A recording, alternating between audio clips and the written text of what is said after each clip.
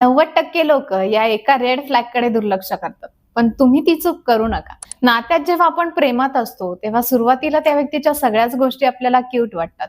पण काही गोष्टी अशा असतात ज्या सुरुवातीला खूप छोट्या वाटतात पण नंतर त्या नात्याचा गळा घोटतात. आणि तो एक रेड फ्लॅग म्हणजे इनकन्सिस्टन्सी. कधी खूप प्रेम तर कधी पूर्ण दुर्लक्ष. हा रेड फ्लॅग ओळखणं खूप कठीण आहे, कारण यात समोरची व्यक्ती सतत वाईट वागत नाही. एक दिवस ती व्यक्ती तुम्हाला खूप स्पेशल असल्याचं भास होते, पण दुसऱ्याच दिवशी ती डिटॅच्ड होते, तुमच्या मेसेजेसला रिप्लाय देत नाही आणि तुम्हाला पूर्णपणे दुर्लक्ष करते.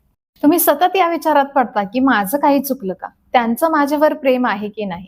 जेव्हा तुम्ही त्यांच्यापासून डिटॅच होण्याचा प्रयत्न करता, त्यांच्यापासून दूर जाण्याचा प्रयत्न करता, तेव्हा ते तुमच्यावर अचानकपणे प्रेमाचा वर्षाव करतात आणि तेच तुम्हाला नात्यामध्ये अडकून ठेवण्यासाठी पुरेसं असतं. लोक या एका गोष्टीकडे दुर्लक्ष करतात. त्यांना असं वाटतं की तो कदाचित बिझी असेल, त्यांचा स्वभावच मूडी आहे असं त्यांना सतत वाटत राहतं.